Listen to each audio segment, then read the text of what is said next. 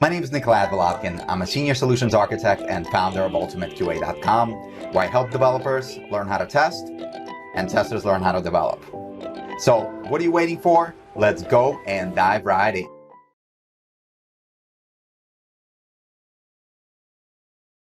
So now you are in Gitpod. All right, you might have a screen that looks something like this. Maybe it says something like about Java was installed, and that's pretty much it. Cool. Next steps, what we want to do is we want to set our environment variables. So that's going to be setting our source username and access key so that we can run tests through the IDE. You can get your source username and access key by logging into your Sauce Labs account. To get your Sauce Labs account, you're going to come here and click on this link to get your Sauce username. All right, you're going to come in there. You're going to log in here, and then you'll be at the user settings page. And then you got your Sauce username right there and Sauce access key right there. Go ahead and capture both of those. You can put them in like Notepad or whatever and save them. Once you've captured those, the next thing is to just set them in Gitpod.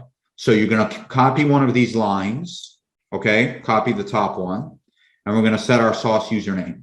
So you're going to paste it in Gitpod or your IDE if you're working from an IDE. So in Gitpod, you're going to drop this command in, and then you're just going to enter the value that you got of your username, right? I mean, I know mine, so I'm going to type it in. Here's more complex. You can paste it, of course, and then you just hit enter, okay? And then the way that you can validate that it was saved correctly is you can then echo that command, sauce username, right? Echo $, and then the value of your key. I'm gonna hit enter. You can see it comes back with the correct value.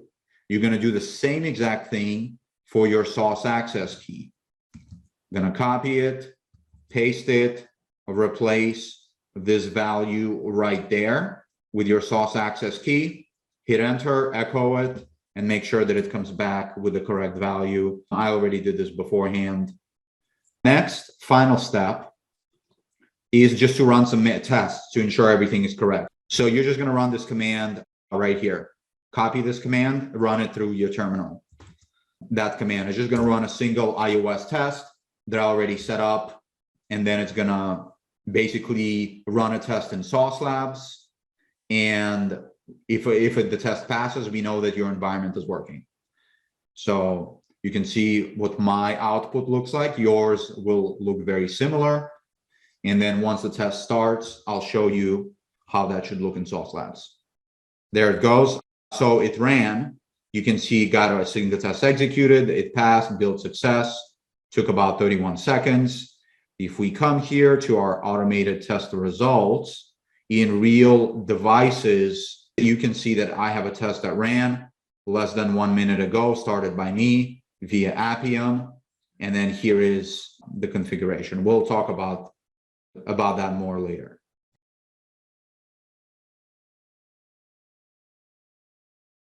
Let's talk about Sauce Labs. We're going to talk a little bit about the Sauce Labs user interface here, just to get you all familiar with it. And then we're going to start diving into some actual code. There's a number of things going on here. Of course, I'm going to focus on mobile. The very first place that's important to start for mobile is here in the Live tab in this mobile app view. As you see here, I've uploaded both an Android and iOS application. You can see that here because one is the Android icon is, and the other one is an iOS icon, right? We can come here into settings and see a number of options, for example, for our iOS application that we can enable or disable here. And then we have some other important information about this file, such as the file name. Keep this in mind. We're going to reference this information in our application. We even have a file ID that will also can reference in our automation if we want. And then we have a bunch of other information about it. So what I'm going to do here is come over here, hover over this and say, choose device. This is going to allow me to pick any one of our hundreds of available devices to run this mobile application on. So I'm just going to type in iPhone, and then we have all types of iPhone versions. Let's go for iPhone 13. Let's do a 12 Pro Max, and we'll start a test. So what we're doing right now is basically we're going to have the capability to manually test this application. Pretty much everything that we can do here manually in this application, we can also replicate through automation as well. So here you can see my application is pulled up. The application was installed, and now it's here on the device for us to use. We can interact with this application just as normal. You can see this is me swiping, okay? This is me clicking on elements. Here's me adding to cart. You interact with it just like any other application, right? You can go to the cart, you can, scroll up and down here. And if you wanted, you can also even go to the home section of the device. That'll take you to the home section. You can interact with the device here. This is a real live device sitting in a data center waiting for your usage. Okay, and this is the application. Let me see, you can also rotate the device. iOS, of course, is not so rotation friendly. Android is more, would rotate. You can see some more other device options that you can do. And then if you wanted, you can even share the session, and then we can all be looking at the same session together. And then if you forget some information about your device, you can simply click that button and get that information. Okay?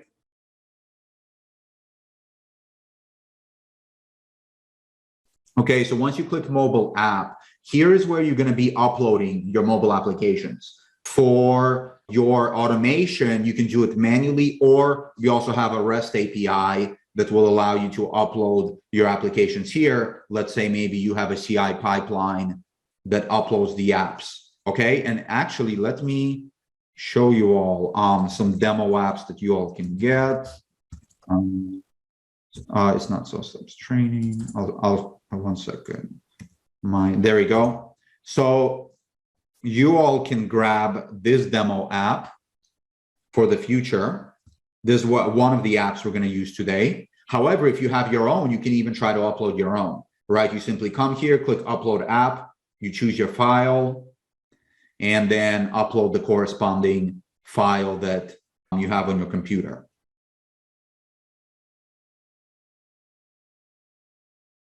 Your all's exercise. You're going to come here to iOS exercise test.java, okay? And you're just simply going to follow the to-do statements along the way. So you can see here, I told you to do set the platform name, run on any iPhone 12, set the test name, and there are a number of different to-dos throughout for you to implement. At the end, you should be able to do a Maven test and do a iOS exercise test, and then that should run and pass.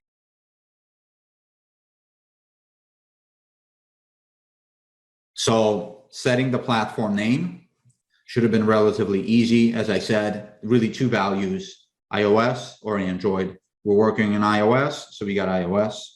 To run on any iPhone 12, actually this could have tripped you up a little bit if you weren't paying attention earlier. Next step, this is the same as before. As you could have just copied by setting the test name, setting the name capability, and then getting the method name from our JUnit rule above. And here we are using this as the value that we get from here, right? So copy this file name, supplying it here. And then as you see, it's a little bit different to read a file name from source storage than it is just from a URL. When we had the URL, we just had a string of the URL here, but if you want to use source storage, it's simply this string, and then you concatenate the name of the application at the end. And I'll show you all what it looks like to run a test on an iPad. Solution, let me double check the name. Solution, cool. That's right, let me run that while it runs. Cool. So as I kind of mentioned, one way to combat a limited set of devices is by using dynamic allocation. So for example, maybe you only want to target certain OS versions, or maybe you just simply want to target iOS. In that case, simply saying like iPhone on iOS is fine, or iPad on iOS is fine. That would be one option. Another option could be to allocate certain devices to certain teams. We do have team management in Sauce Labs. And so there may be a team that's doing a lot more mobile testing than another team, or maybe a team that's, majority focused on iOS versus a team that's focused on Android. And so it's also possible to split out the devices in that manner as well, give one team more devices to run on and another team less devices, depending on their usage. And then another option is also to think about whenever execution is happening, especially like on a continuous manner, maybe setting up like time blocks where teams are allowed to run automation at night so that we're not always waiting in a long queue.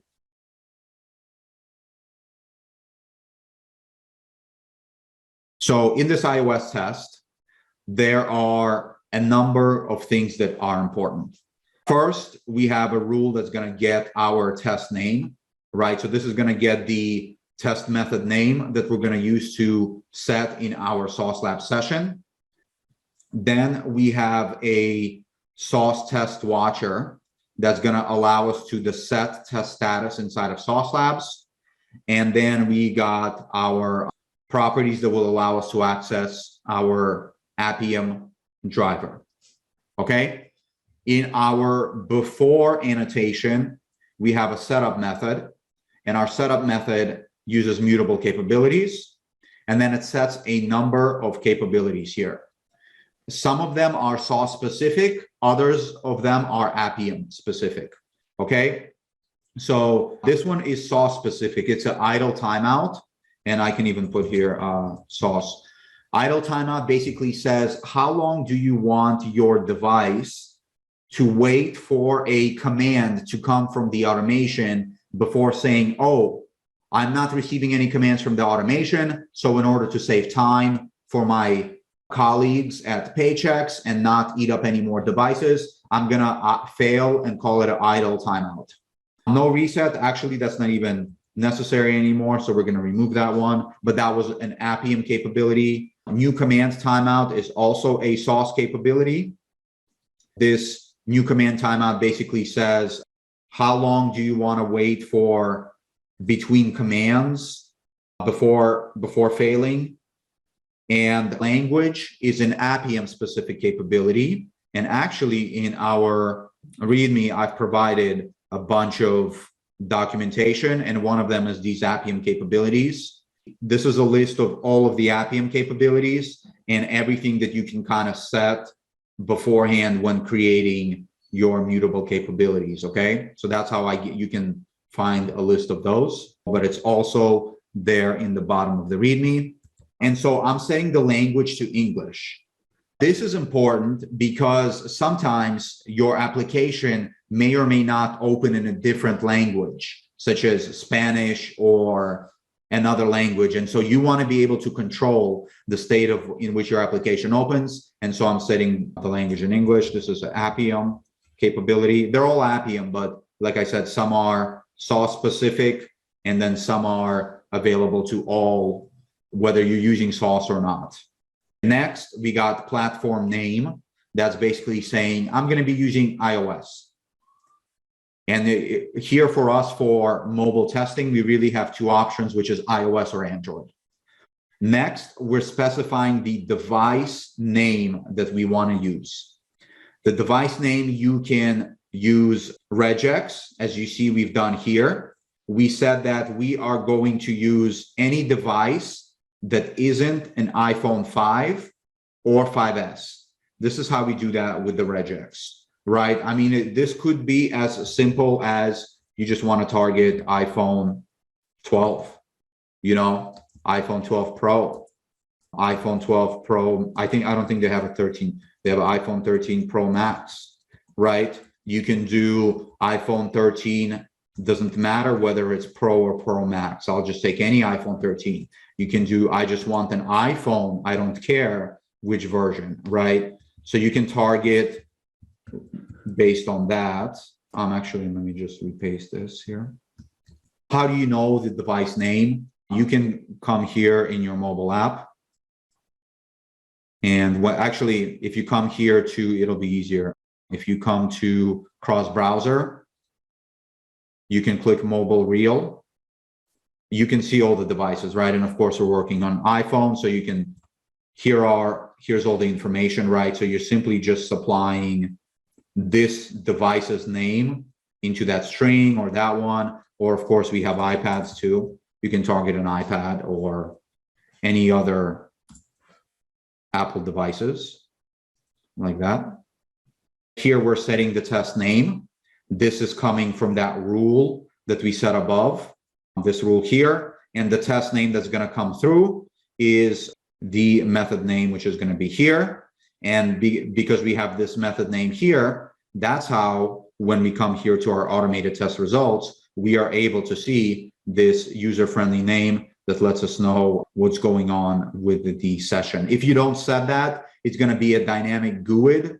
And so then it won't be as user-friendly for you to debug because you'll have no idea what the GUID actually means. Next, we have a path to our application. Here, you can simply supply the path to, you can supply a URL. I'm able to do so, right, because we have releases here and I can just link to the URL. And the reason why I like to do this in examples is because that URL will basically almost never go stale. And so my tests will always keep working as long as that release is not disappeared for some reason. You can also reference your app name by an application name, which, let me show you all that here. The settings. You can reference it by this file name right here, simply by copying the file name and then referencing that in there. And you can also even reference it by file ID if you want. I've supplied a link to the documentation on how we can do that. And then here we're just setting that app name like that.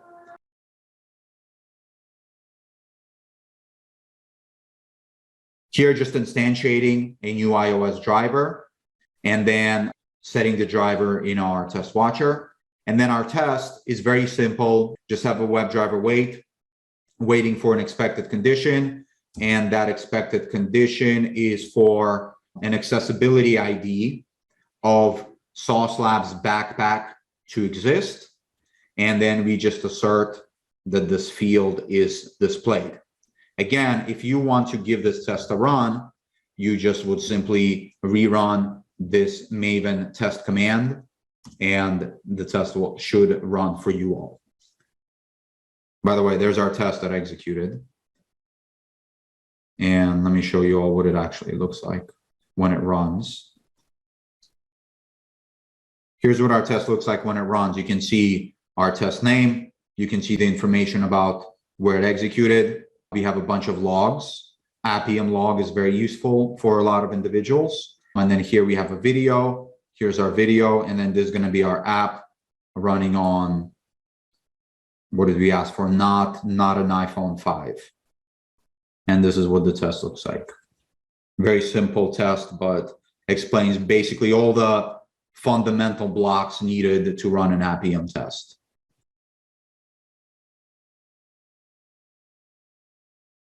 So we're working on the iOS app, right? So what you're going to do here, you're going to come here to this URL, okay? You're going to come to releases, and then you are going to, you want this URL right here. I'm going to copy it. Once you click it, you'll be able to download this to your machine, and then you're going to need to upload it to Sauce storage, right? So we can do it together. You're going to need to download it like this. So it's going to be downloading right now. Okay, cool. There it is downloaded, right? We're going to go over to here, setting the platform name. Should have been relatively easy. As I said, really two values. iOS or Android. We're working in iOS, so we got iOS. To run on any iPhone 12, actually, this could have tripped you up a little bit if you weren't paying attention earlier. This is how you would run on any iPhone 12. You just type in iPhone 12, .star. Next step, this is the same as before. You could have just copied by setting the test name, setting the name capability, and then getting the method name from our JUnit rule above. And here we are using this as the value that we get from here, right? So copy this file name, supplying it here. And then as you see, it's a little bit different to read a file name from source storage than it is just from a URL. When we had the URL, we just had a string of the URL here, but if you want to use source storage, it's simply this string, and then you concatenate the name of the application at the end. Documentation on that is right here. You can do file name and you can even do ID, but I don't think ID is really practical, to be honest, because you don't know the ID of the application until you upload it into Sauce Labs. And so then when you upload it, that's when you have to do a bunch of API requests to pull down the ID and then use it in your automation. Not practical, in my opinion. Instead, as you all are doing your testing, maybe you have a CI pipeline that then builds your application, build the application with some user-friendly name, and then you just upload it, and then you'll know the file ID when it gets uploaded. If we focus in on a specific device for testing, sometimes it's necessary. Other times, like in this case, it's not so important.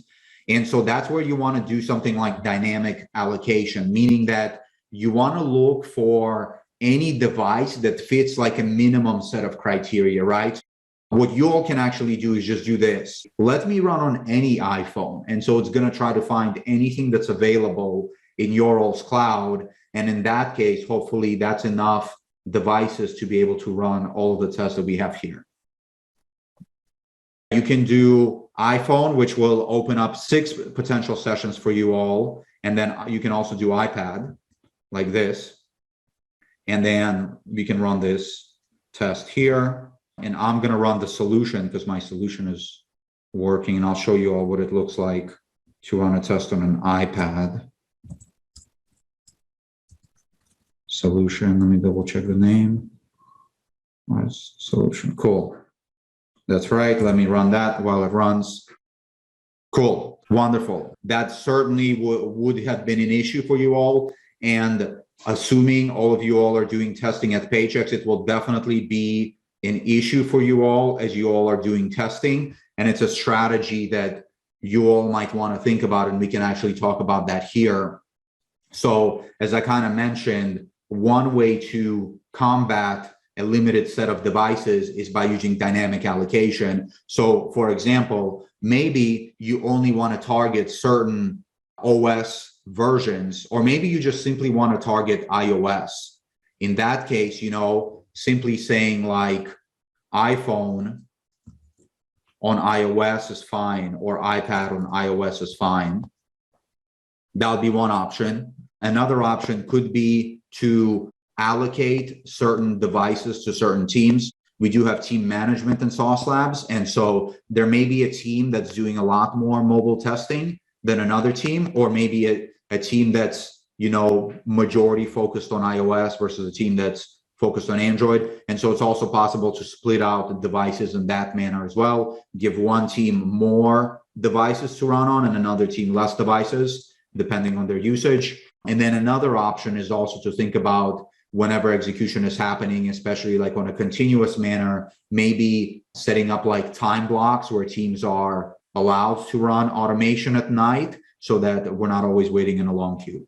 All right, since a lot of us were kind of new, we're starting to get into the actual automation meat here. It's very wise to use the WebDriver wait class, especially in our Appium automation. With mobile automation, what tends to typically happen is it's drastically slower than like web testing, for example. And so our application a lot of times needs a good amount of time in between commands to be able to interact with stuff, right? Like clicking on an element might take, I don't know, half a second or a second to move on to the next state, especially running in a cloud environment like a Sauce Labs. And so you basically want to use the WebDriver wait for most of your UI interactions, especially ones that cause any kind of state transition. And so that's what the WebDriver wait class is for. And then you'll have the capability to do stuff like using expected conditions. And the very common one, a very good one, is for the visibility of element located. You have other ones as well. You can see that. You can check for alerts. You can check for visibility of all elements. You can check for element selection state to be in a certain place. You can check for a number of elements. There are a lot of different implementations here that you can use that will help you.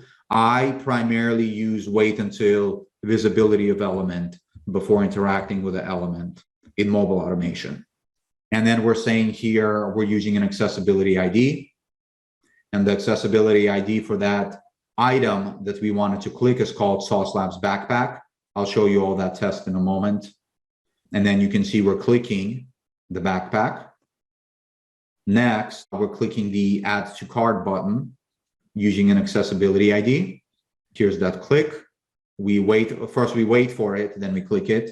And then finally, we are checking that this tap bar option cart has an attribute called label, and then that has a certain item count that's being returned. I'll show you all that as well. And we expected one here because we added one backpack to our cart. And so of course we expect one item in the item count. And let's take a look at the test. Is this mine? It's still running? Let me see here. I don't know why it's still running. It's possible that our app doesn't even support an iPad. Let me see.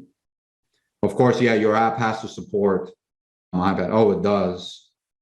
But maybe, let me rerun it on not an iPad. So Control-C to stop.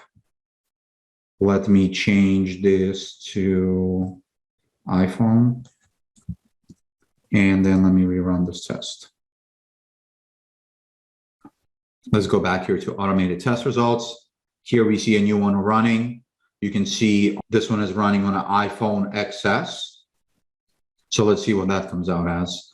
Yeah, one thing to keep in mind about mobile testing is obviously there's so much variability between different types of devices. So it's very possible that your app works on one device and doesn't work on another simply because your app doesn't support that device. But so you can see what our test is doing here. I'll show you all the recording in a bigger manner. It basically clicked the backpack and then added it to a cart. So here is going to run again. This is an iPhone XS. There's our app. Check out the cart at the bottom when we click on the backpack, add to cart, and that was it. And then we were just validating that the cart had one item in it.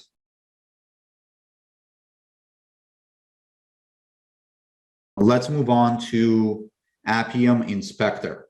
How I was able to, for example, know that we have to wait for an element with an accessibility ID of this string, or how I had to wait for this Add to Cart button with this accessibility ID here, is using Appium Inspector.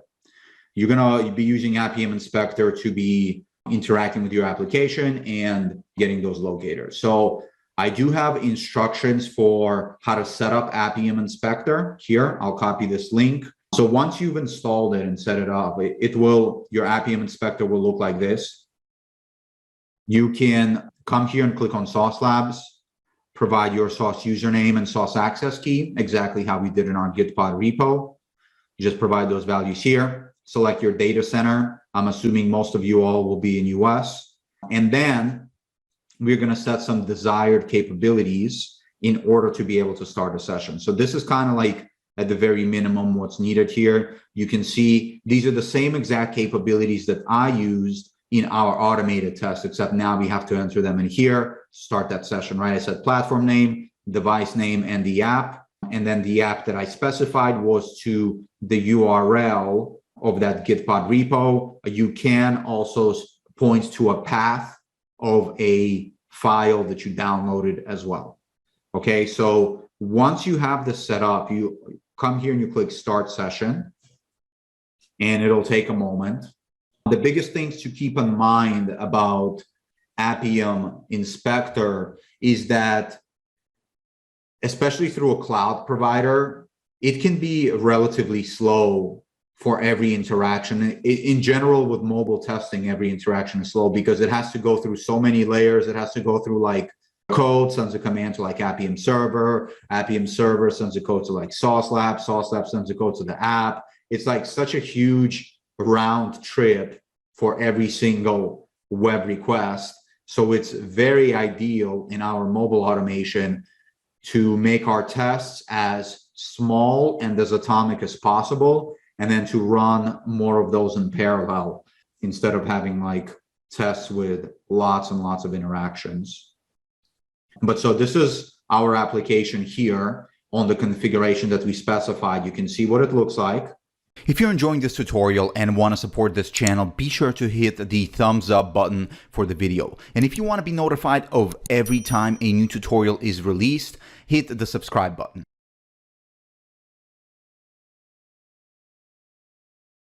Okay, let me show you what does that look like in Sauce Labs here. So you'll see that it does eat one of our testing sessions, our real device sessions.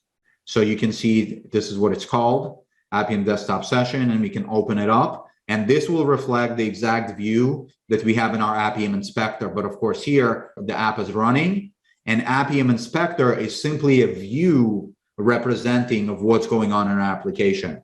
So you can see here, I can kind of hover over these different elements. And when I click them, it's not actually going to click in the test. You can think of it as dev tools for web applications that allow you to inspect these elements. So you saw when I clicked one, what it did was expand this view here that shows us a bunch of attributes related to our element.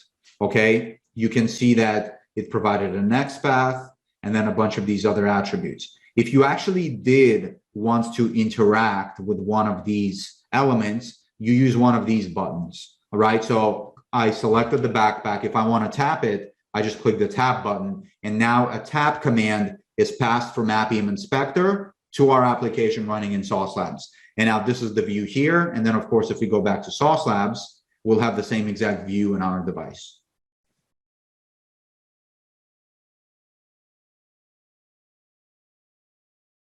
And then for our example, right, when I wanted to check the count of how many elements there are, so I would come back to the cart. Oh, I need to add it to the cart first. So click the add to cart button, tap it. It's going to add an item in our cart. Give it a moment. You can see how kind of slow it is. And then here you can see I'm hovering over this element. Let's click it. And so here it gives us our cart badge. Let's see if there's another value that we can use, like this one. Yeah, it's the cart badge that we want.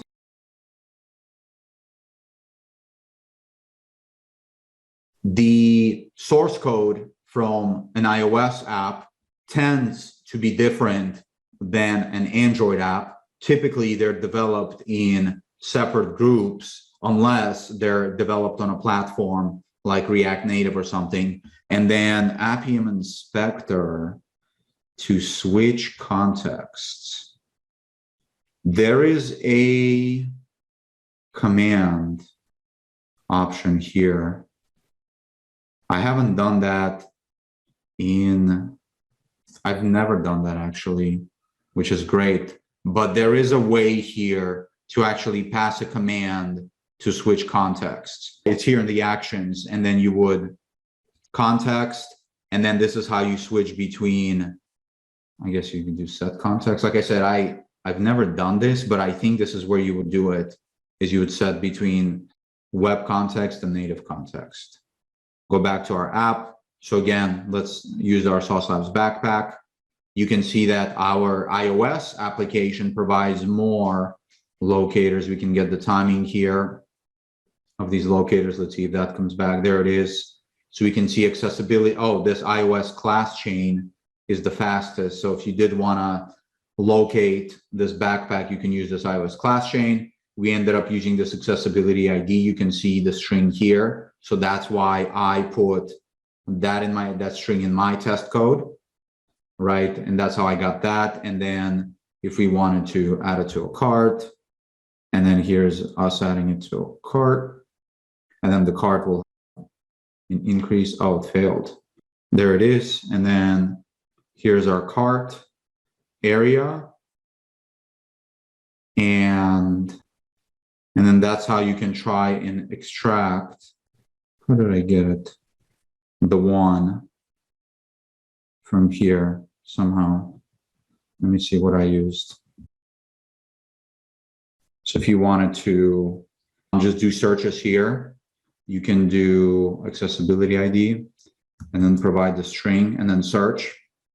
And then if it's a good search, you'll come back with just one element, because number one, that element is unique.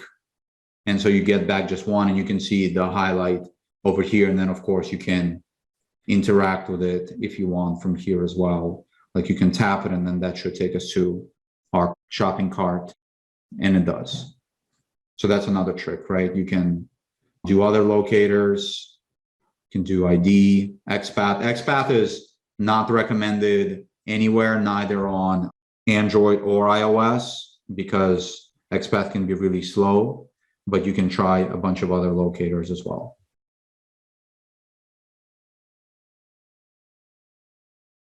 The very first thing you'll want to do is increase your idle timeout. Let's set ours at like 10 minutes, right? Because we're going to be debugging this test. So we might potentially have a lot of idle time. And so then here we're going to get up to here. And then I'm just going to pause, throw a breakpoint right there. Okay. And then we'll debug this test. And so what's this going to do is actually, it's going to start the session, and then the session is going to keep going. And then we'll be able to execute commands through here, through our IntelliJ, and test stuff out in the application without having to rerun our tests. And I'll show you that. So give it a second to start up the session. So there's our session, right? So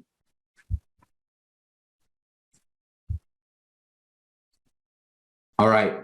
So you can see we're paused, and here's our screen, right? So if we wanted, for example, to check that the login field is displayed, right? So I'll grab this command, and of course you can now use this here to evaluate it. So evaluate it, see how it's evaluating true. Okay, so what about if we do, that doesn't do anything in the UI, right? So what about if we do send keys and then say hello? And then we run that, evaluating. And then in our UI, if this works, it should type hello in our login field. Let's come here. Oh, it's not going to have the login field because it's on this backpack. So let's, well, that's going to fail, which is fine. So yeah, of course you can't send keys to it, but we should be able to click it. That's not going to, let me see here. If I had the right element, which will be Sauce Labs backpack, let me grab something that I can interact with for you. Like the add to cart button. So we can even wait for this element here because we have it in our UI. So I'm gonna wait for it, right? And then once it comes back, I'm gonna click it. So I'm gonna do all of that in one command here. And then here you'll see that it added it to cart. The key there is to know the locators that you want to interact with. You know, I don't have all the locators here in these simple tests, but I can be getting a bunch of information from here, you know, like whatever I do have available. Like if I wanted to get back the item count currently in the app, it returns me a 1, right? Because I do have one item. And now, for example, what if we wanted to add another backpack again? Let's add, am I on the right screen? Yep, I am. So I can add another backpack to the cart, right? So let me repeat this command and then do another click. So now I should have two backpacks, right, in my UI. And so now if I do this command again of getting how many backpacks I have in my cart, it should return 2. There's 2. And then the other one is if you do want to know like what elements am I interacting with, right? You can always start an Appium inspector session on the same configuration. And now here you can be figuring out which elements you want to interact with and then replicating that command in your IDE. Typically, when I've written mobile tests, how I've done it is I do all my stuff through Appium inspector first, and I go screen by screen, command by command. Okay, I want to click a backpack. I identify the backpack, I get the locator, and then I'll use that little search icon to implement the command. If it works, then I put it into my code, and then I keep going through that process until that's done. And then that helps me to kind of define the test. And then, as I mentioned, if you're using WebDriver weights throughout with expected conditions, and then just applying kind of these values, the test will work a lot of the time after you've manually executed it through Appium inspector, but there could be some random challenges along the way as well. One last thing here I will just show you all. We were going to do an exercise where I was going to have you all try to write an Android test. An Android test, a lot of stuff is similar. However, there are a few differences that you need to be aware of. Of course, for the platform name, we're going to go with Android instead of iOS. Device name, of course, will also be different. Here I showed you all an example of how to pick one device or another device. You do need to supply this automation name capability. These timeouts you've seen already. And then in Android, it's actually very common to supply an app wait activity. This is an activity to wait for in Android before proceeding with the rest of the actions. I can show you all how we get that. Let me see here. Android sauce demo. Yeah, let me start that. Actually, I can just run this test and I'll show you all.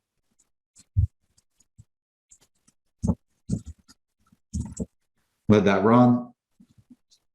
And then the other main thing here is that we're using an Android driver versus an iOS driver for an iOS device. And then the rest of the interactions are pretty much the same in terms of, you know, locating an element, clicking an element, and so on. What tends to change a lot of the time are the locators, because how an Android device renders your application versus how iOS renders it can be different. And so you can see that here, in order to identify the backpack, we're identifying it by text. And let me make sure, yeah, this is the same application, versus in iOS, we could use accessibility ID. And it's running. And I'll show you all the logs in a second. Let's go here. Here's the Android. You can see, pick the Galaxy S9.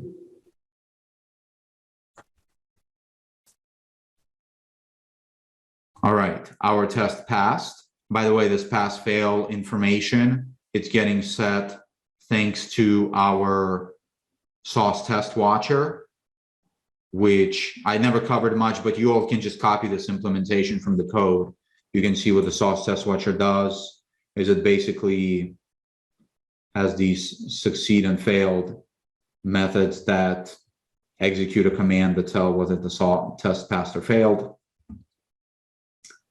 And then in terms of the app wait activity that we were waiting for, that'll be in the Appium log. And then in the Appium log, we'll have an app wait activity somewhere here in the app.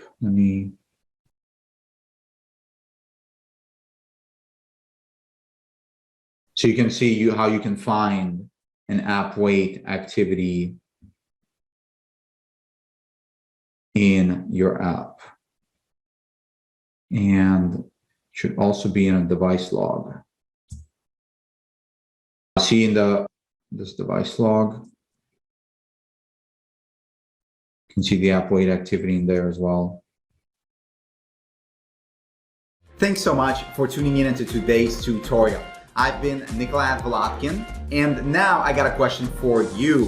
What do you want to learn next? Definitely go ahead and comment down below. I read every single comment and I will create a list and I'll turn that list of requests into tutorials. And as always, if you want to keep up with me, you can follow me on Twitter for amazing dev quotes, and you can also follow me LinkedIn for professional connections. And if you want to learn how to test better in a weekly newsletter format, you can grab the link to that down below.